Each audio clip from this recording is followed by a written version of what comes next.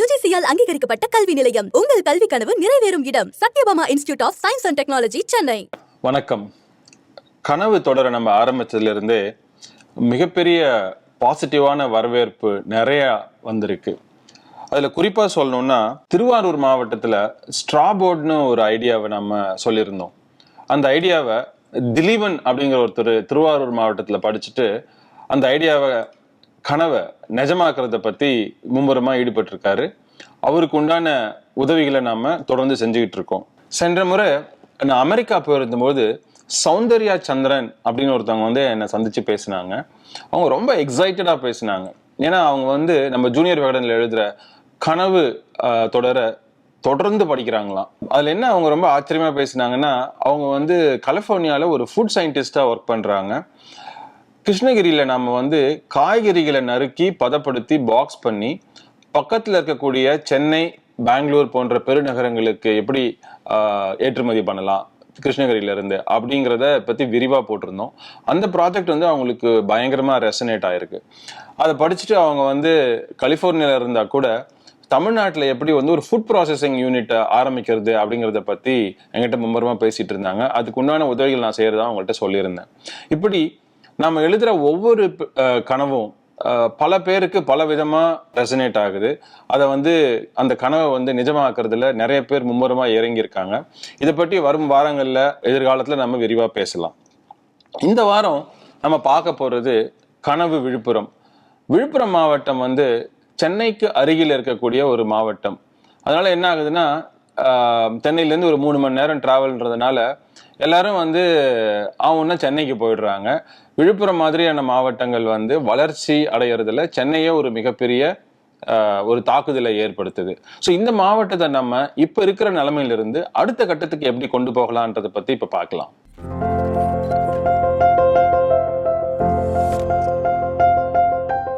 சென்னைக்கு அருகாமையில இருக்கிறதுனால விழுப்புரம் மாவட்டம் ஒரு கடந்து போகிற ஒரு வழிச்சாலை மாவட்டமாகவே எல்லாருக்கும் தெரியும். ஆனா அங்க மிகப்பெரிய வளங்கள் இருக்கு அப்படிங்கிறது நிறைய பேருக்கு தெரியாது. உதாரணத்துக்கு கரும்பு, நெல், நிலக்கடலை, உளுத்தம்பருப்பு, பாசிப்பருப்பு, அப்புறம் பெரிய கொய்யா, இந்த மாதிரியான மிகப்பெரிய விவசாய பொருட்கள் விழுப்புரம் மாவட்டத்துல வளருது. அதோடு மட்டும் இல்லாம விழுப்புரம் மாவட்டத்துல படிச்சு முடிச்சு நிறைய இளைஞர்கள் இருக்காங்க. இதையெல்லாம் பயன்படுத்தி விழுப்புரம் மாவட்டத்தை நாம அடுத்த கட்டத்துக்கு ஒரு மிகப்பெரிய வளர்ச்சி அடைந்த மாவட்டமா எப்படி மாத்துறது, அந்த $1 trillion எக்கானமில விழுப்புரம் மாவட்டத்தினுடைய பங்கை எப்படி கொண்டு போய் சேர்க்கிறது அப்படிங்கிறத பத்தி நம்ம பார்க்கலாம். முதல்ல நம்ம எடுத்துக்க போறது பாசிப்பயிறு. கிட்டத்தட்ட விழுப்புரம் மாவட்டத்துல 4800 டன் பாசிப்பயிறு வளருது. கிட்டத்தட்ட ஒரு 6000 ஏக்கர் அளவுக்கு பாசிப்பயிர் அங்க பயிரிடுறாங்க.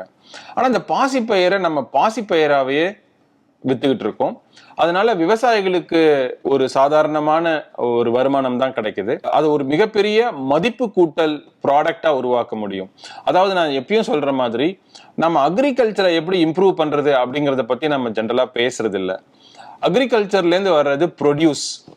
நாம என்ன பேசுறோம் அப்படின்னு கேட்டீங்கன்னா, இந்த ப்ரொடியூஸா விற்காம, அதாவது விளைபொருள்களா விற்காம விளைபொருள்களை ப்ராடக்ட்ஸா உருவாக்குறது எப்படி, அதாவது ஒரு அக்ரிகல்ச்சரல் எக்கானமியிலிருந்து ஒரு இண்டஸ்ட்ரியல் எக்கானமியா எப்படி மாத்துறது அப்படிங்கறத பத்தி தான் தொடர்ந்து பேசிக்கிட்டு இருக்கோம். அந்த வகையில பாசிப்பயிர்ல இருந்து புரோட்டீன் பவுடர், பிஸ்கெட்ஸ், வாஃபிள் இப்படின்னு சொல்லிட்டு 3 விதமான ப்ராடக்டை பத்தி நம்ம இப்ப பார்க்க போறோம். முதல்ல புரோட்டீன் பவுடர். ஸோ புரோட்டீன் பவுடர்னா ஜென்ரலா பாத்தீங்கன்னா வெஜிடேரியன் ப்ராடக்ட்ல, வெஜிடேரியன் பொருட்கள், அதாவது சிக்கன், மட்டன், ஃபிஷ், இந்த மாதிரி அசைவ உணவுகள் அல்லாத வெஜிடபிள் ப்ராடக்ட்ஸ்ல புரோட்டீன் கண்டென்ட்டே ரொம்ப ரொம்ப கம்மி.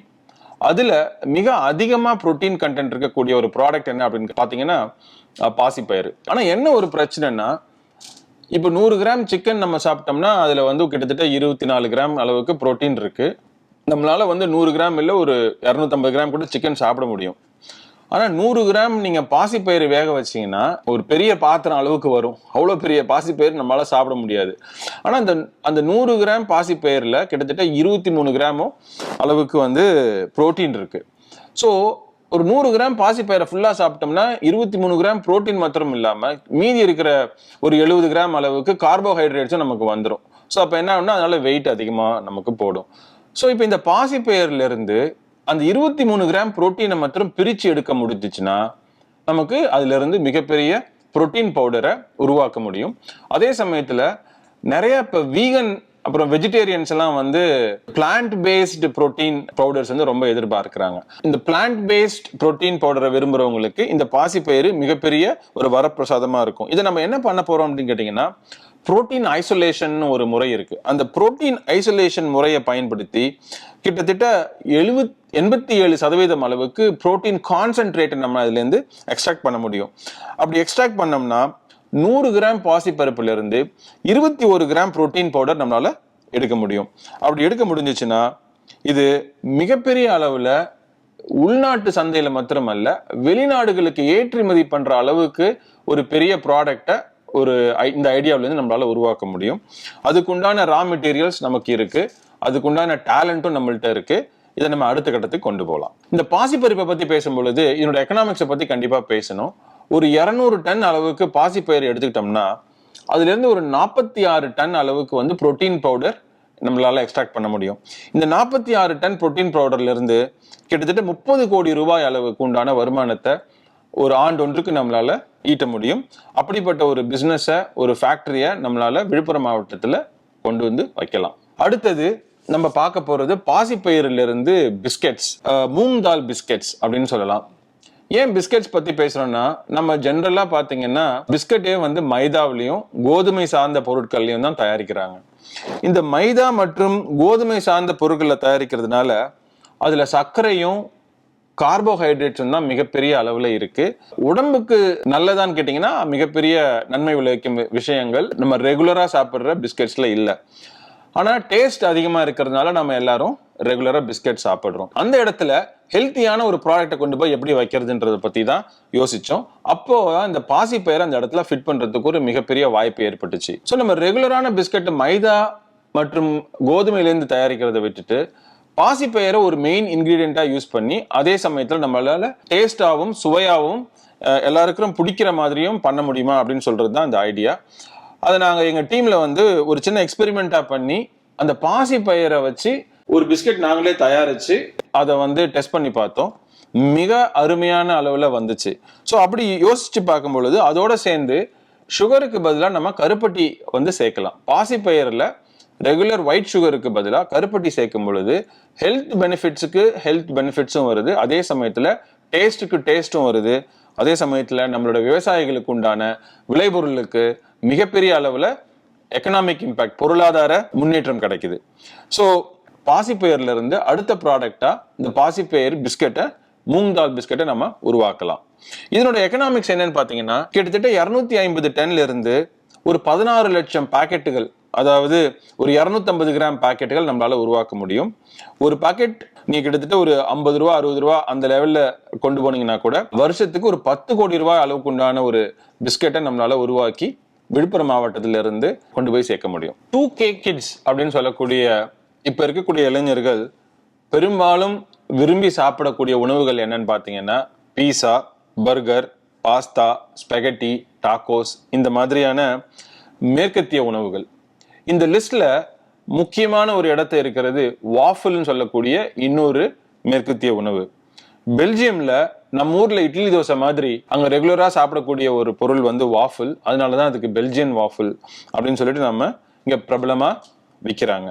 இந்திய உணவு பழக்க வழக்கங்கள் குறித்து ஒரு ஆய்வறிக்கை, ஒரு சர்வே எடுக்கிறாங்க. அந்த சர்வேல பாத்தீங்கன்னா பெரும்பாலும் இளைஞர்கள் வந்து மேற்கத்திய உணவுகளே அதிகம் விரும்பி உண்ணுவதாக கண்டுபிடிச்சிருக்காங்க. ஸோ அது வந்து ரொம்ப சர்ப்ரைஸ் ஒன்றும் கிடையாது. ஸோ நமக்கு கிட்டத்தட்ட தெரிஞ்ச விஷயம்தான். அப்போ நம்ம இளைஞர்களுக்கு என்ன பிடிக்குதோ அந்த பிடிக்கிற விஷயத்துல நமக்கு ஒரு ஹெல்த்தியான ப்ராடக்டை கொண்டு போய் எப்படி வைக்க முடியும் அப்படின்னு யோசிக்கும் பொழுதுதான் இந்த வாஃபிள் அந்த இடத்துல பச்சைப்பருப்பை வந்து ஒரு பேஸா பயன்படுத்தி அப்படி கொண்டு போய் சேர்க்கறது எப்படி அப்படிங்கறத நாங்க யோசிச்சோம். அதனால ஊங் வாஃபிள் அப்படிங்கிற ஒரு ப்ராடக்டை உருவாக்க முடியும். ஊங்னா மூங்ல இருந்து வர்றது ஊங் அப்படின்னு நினைச்சிட்டு ஊங் வாஃபிள். இந்த ஊங் வாஃபிள் என்ன பண்ணும் அப்படின்னு கேட்டீங்கன்னா, ஜென்ரலா முட்டைக்கு பதிலா அந்த இடத்துல பச்சைப்பருப்பை நம்மளால சேர்க்க முடியும். ஏன்னா முட்டையில தான் புரோட்டீன் இருக்கு. அங்க வந்து நம்ம பச்சைப்பருப்பை சேர்த்து அந்த வாஃபிள தயாரிக்கலாம். அப்போ நம்ம காலையில பாத்தீங்கன்னா பிரேக்ஃபாஸ்ட்டுக்கு செர்ரி அப்புறம் ப்ளூபெர்ரி இந்த மாதிரி ப்ராடக்ட்ஸோட மிக்ஸ் பண்ணி தேன் கலந்து அந்த வாஃபில்ல இளைஞர்கள் கொண்டு போய் சேர்க்கலாம். சேர்த்தோம்னா அவங்களுக்கு வந்து அந்த மேற்கத்திய உணவு மாதிரியான ஒரு ஃபீலிங்கும் இருக்கும், அதே சமயத்துல ஒரு ஹெல்தியான ப்ராடக்டை கொண்டு போய் சேர்த்த விஷயமாவும் இருக்கும். விழுப்புரத்துல இருந்து விளையக்கூடிய இந்த பச்சைப்பருப்பை நம்ம மிகப்பெரிய அளவுல வேல்யூ ஆடட் ப்ராடக்டா சந்தைப்படுத்தின மாதிரியும் இருக்கும். இப்படி பண்ணும் பொழுது இதுல இருக்கக்கூடிய எக்கனாமிக்ஸ் என்ன அப்படின்னு பாத்தீங்கன்னா, கிட்டத்தட்ட ஒரு நம்ம ஏற்கனவே பேசின மாதிரி ஒரு 4000 டன் அளவுக்கு பச்சைப்பருப்பு வளருதுன்னு சொன்னோம். நாம அவ்வளவு எடுத்துக்க வேண்டிய அவசியம் இல்லை. ஒரு 100 டன் அளவுக்கு எடுத்து வாஃபிள் தயாரிச்சோம்னா கிட்டத்தட்ட ஒரு 10 லட்சம் பாக்கெட்டுகள் வாஃபிள்கள் நம்மளால தயாரிக்க முடியும். அதிலிருந்து 25 கோடி ரூபாய் அளவுக்கு ஆண்டு வருமானம் நம்மளால ஈற்ற முடியும். பச்சைப்பருப்பு போலவே விழுப்புரத்துல இன்னொரு பருப்பு வந்து மிகப்பெரிய அளவுல விளையுது. அது என்னன்னா உளுத்தம் பருப்பு. கிட்டத்தட்ட 1,50,000 டன் அளவுக்கு உளுத்தம் பருப்பு, கருப்பு உளுந்து வந்து விழுப்புரம் மாவட்டத்துல வளருது. கிட்டத்தட்ட 2 லட்சம் ஏக்கர் அளவுக்கு கருப்பு உளுந்து விழுப்புரம் மாவட்டத்துல பயிரிடப்படுது. இந்த கருப்பு உளுந்தை பயன்படுத்தி இதுல இருந்து என்ன, இது ஒரு ப்ரொடியூஸ், அதாவது விளைபொருள். இந்த விளைபொருள்ல இருந்து ஒரு ப்ராடக்ட் எப்படி நம்மளால உருவாக்க முடியும் அப்படிங்கறத குறித்து இப்ப நம்ம பார்க்க போறோம். இப்ப இருக்கக்கூடிய இளைஞர்களுக்கு இது தெரிய வாய்ப்பில்லை. ஆனா அவங்க அம்மாவையோ அவங்க பாட்டியோ போய் கேட்டாங்கன்னா கருப்புளுந்தனுடைய மகிமையை பத்தி மிகப்பெரிய அளவுல விளக்குவாங்க. முக்கியமா கர்ப்ப காலத்துல பெண்களுக்கு, அதே சமயத்துல மாதவிடாய் காலத்திலயும் பெண்களுக்கு மிக அதிகமா இந்த கருப்புளுந்த கலந்து சர்க்கரையோட கலந்து வெள்ளத்தோட கலந்து கொடுப்பாங்க. அப்படிப்பட்ட மிகப்பெரிய மருத்துவ குணங்கள் கொண்டதுதான் இந்த கருப்புளுந்து.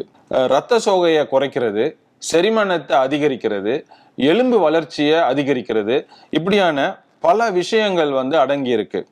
அது வந்து நமக்கு இப்ப இருக்கிற இளைஞர்களுக்கு அந்த அளவுக்கு தெரியாது. ஆனா இந்த கருப்புளுந்தை பயன்படுத்தி நாம ஒரு ப்ராடக்டை உருவாக்கணும், அதே சமயத்துல அதை இளைஞர்களுக்கு கொண்டு போய் சேர்க்கணும். இளைஞர்களுக்கு நம்ம ஏற்கனவே பேசின மாதிரி மேற்கத்திய உணவுகள் மேல மிகப்பெரிய மோகம் இருக்கு. அப்படிப்பட்ட விஷயங்கள் இப்ப நம்ம இடத்துல நடந்துட்டு இருக்கிறதுனால இதை ஒரு மேற்கத்திய உணவா எப்படி தயாரிக்க முடியும் அப்படிங்கறத பத்தி சிந்திச்சோம். அப்பதான் அமெரிக்காவில் ஒரு குழந்தை பேம்னு ஒரு ப்ராடக்ட், அதாவது உளுந்த பேஸ் பண்ணி ஒன்ன ப்ராடக்டை அவங்க அம்மா ஃபர்ஸ்ட் அவங்களுக்கு அந்த உளுந்து கொடுக்கும் பொழுது அதை பிடிச்சி போய் அதை உருவாக்குனதை ஆராய்ச்சியில கண்டுபிடிச்சோம். அப்போ நாங்க என்ன யோசிச்சோம்னா, இந்த கருப்பு உளுந்தை பயன்படுத்தி ஒரு பாஸ்தா எப்படி நம்மளால உருவாக்க முடியும் அப்படிங்கிறத பார்த்தோம். இப்ப ரெகட்டோனி பாஸ்தா, பெனே பாஸ்தா, ரவையோலி பாஸ்தான்னு சொல்லிட்டு பாஸ்தால பல வகைகள் இருக்கு. இந்த வகைகளை வந்து நாம கருப்பு உளுந்துல இருந்து உருவாக்க முடியும். அப்படி உருவாக்கணும்னா இதுல இருந்து ஒரு மிகப்பெரிய எக்கனாமிக் இம்பாக்ட் நம்மளால உருவாக்க முடியும். நான் ஏற்கனவே சொன்ன மாதிரி சில லட்சக்கணக்கான டன் கருப்புளுந்து விழுப்புரத்துல உருவாகுது. அதுல இருந்து ஒரு 150 டன் எடுத்துக்கிட்டோம்னா கிட்டத்தட்ட வருஷத்துக்கு ஒரு 15 லட்சம் பாக்கெட்டுகள் நம்மளால உருவாக்க முடியும். அதுல இருந்து 20 கோடி ரூபாய் அளவுக்கு வருஷத்துல நம்மளால ஒரு வருமானம் ஈட்ட முடியும். அப்படிப்பட்ட ஒரு ஃபேக்டரியை நம்மளால விழுப்புரம் மாவட்டத்துல அமைக்க முடியும். விழுப்புரம் மாவட்டத்துல அதிகமா விளையக்கூடிய இன்னொரு விளைபொருள் என்னன்னு பாத்தீங்கன்னா நிலக்கடலை. ஆண்டுக்கு கிட்டத்தட்ட 2 லட்சம் டன் அளவுக்கு நிலக்கடலை விழுப்புரத்துல வளருது. சுமார் 1,25,000 ஏக்கர் பரப்புல இந்த நிலக்கடலை பயிரிடுறாங்க விவசாயிகள். இந்த நிலக்கடலையில இருந்து புதுவிதமான ப்ராடக்ட்ஸ் என்ன உருவாக்குறது அப்படிங்கிறத நம்ம பார்க்கலாம். நிலக்கடலையில நிறைய ஹெல்த் பெனிஃபிட்ஸ் இருக்கு. நிலக்கடலையில இருந்து பீனட் மில்க் நம்மளால தயாரிக்க முடியும். அதுக்கு ஒரு முக்கியமான ஒரு விஷயம் என்ன அப்படின்னு கேட்டீங்கன்னா, இன்னைக்கு உடற்பருமனுங்கிறது எல்லார் மனசுலயும் மிகப்பெரிய ஒரு விஷயமா இருக்கு.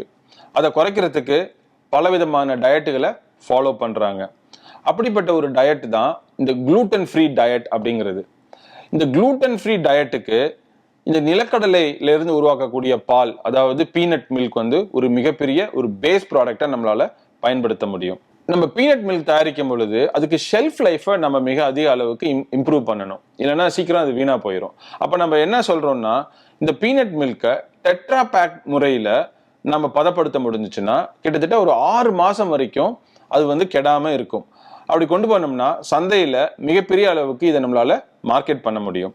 இதுல இருந்து வரக்கூடிய ஒரு பொருளாதார இம்பாக்ட் என்ன அப்படின்னு பாத்தீங்கன்னா, நம்ம ஏற்கனவே சொன்ன மாதிரி கிட்டத்தட்ட 2 லட்சம் டன் அளவுக்கு அங்க பீனட், அதாவது நிலக்கடலை வளருது. அதுல இருந்து ஒரு 2000 டன் அளவுக்கு மொத்தம் எடுத்துக்கிட்டா கூட கிட்டத்தட்ட வருஷத்துக்கு 67 லட்சம் லிட்டர் நம்மளால நிலக்கடலை மில்க், அதாவது பீனட் மில்க் உருவாக்க முடியும்.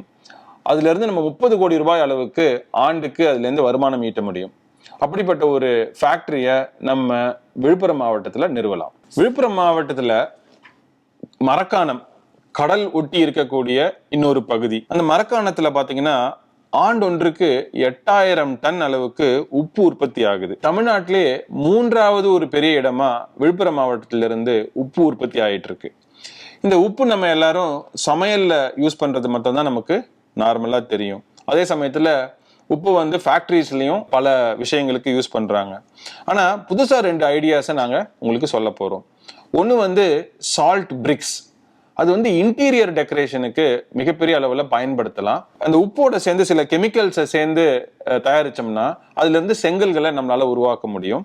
அந்த செங்கல்களை பயன்படுத்தி ஒரு இன்டீரியர் டெக்கரேஷனா ஒரு சுவர்களை வீட்டுக்குள்ளார அமைக்க முடியும். ஸோ இது எங்க பயன்படுத்துறாங்கன்னு அப்படின்னு கேட்டீங்கன்னா, குளிர்ந்த நாடுகளான கனடா, போலந்து மாதிரியான நாடுகள்ல இது ஒரு மிகப்பெரிய அளவுல வீடுகள்ல இன்டீரியர் டெக்கரேஷனுக்கும் அதே சமயத்துல வெதுவெதுப்பா இருக்கிறதுக்கும் சேர்ந்து மிகப்பெரிய அளவுல பயன்படுத்துறாங்க.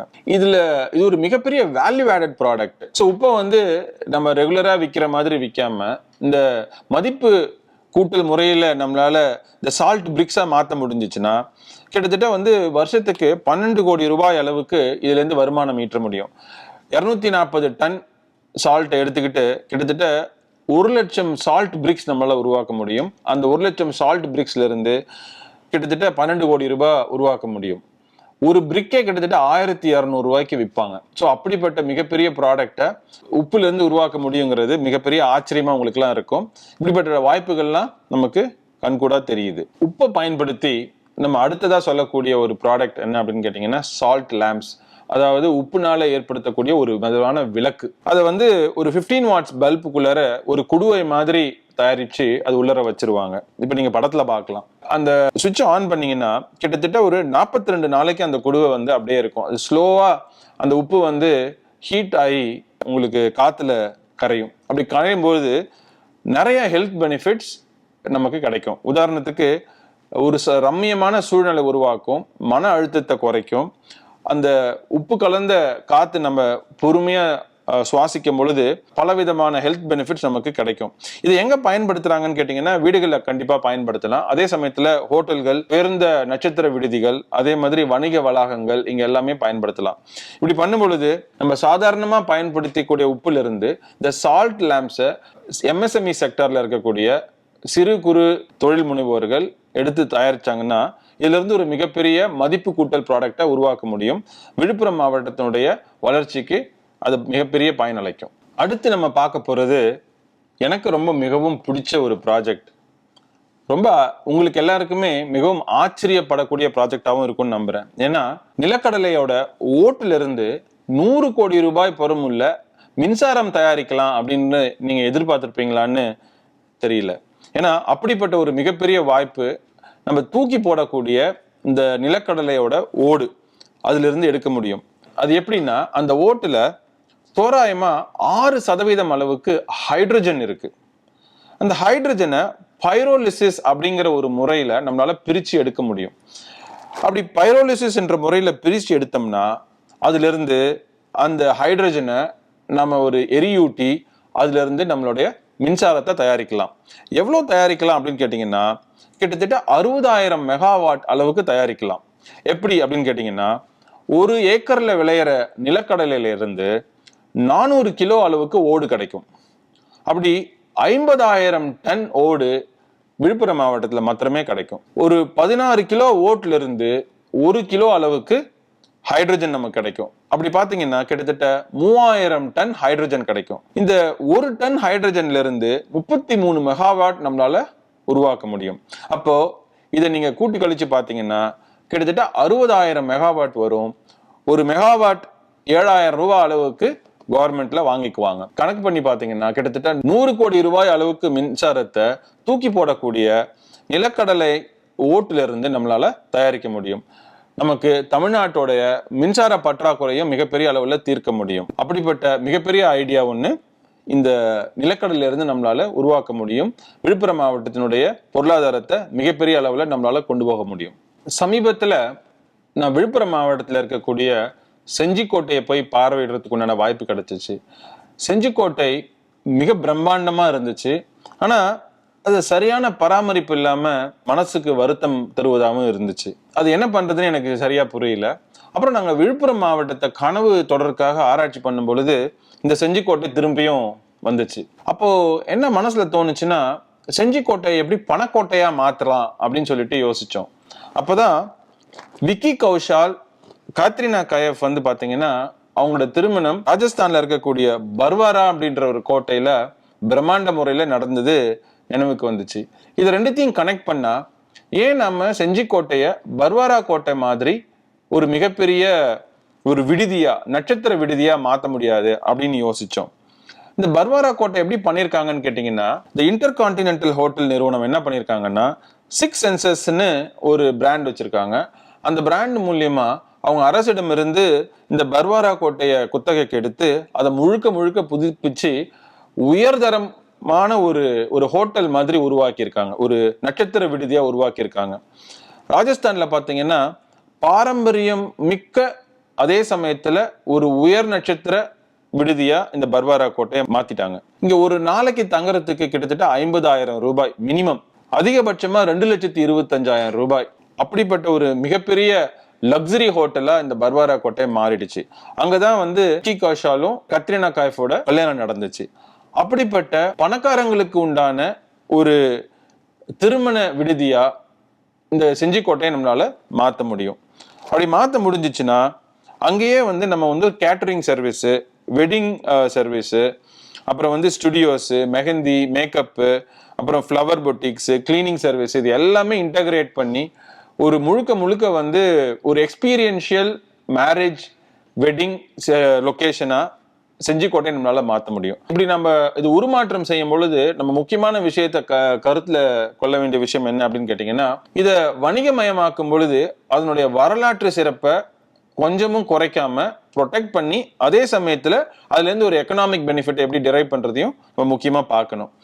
செஞ்சிக்கோட்டையில பாத்தீங்கன்னா ஒரு கல்யாணம் எண்ட் டு எண்ட் நடக்கிறதுக்கு உண்டான ஒரு எக்கனாமிக் இம்பாக்ட் கிட்டத்தட்ட ஒரு 50 லட்சத்துல இருந்து 60 லட்சம் ரூபாய் வரைக்கும் உண்டான கல்யாணங்களை அங்க நடத்தலாம். அப்கோர்ஸ் இது பணக்காரங்களுக்கு உண்டான கல்யாண டெஸ்டினேஷனா தான் இருக்கும்.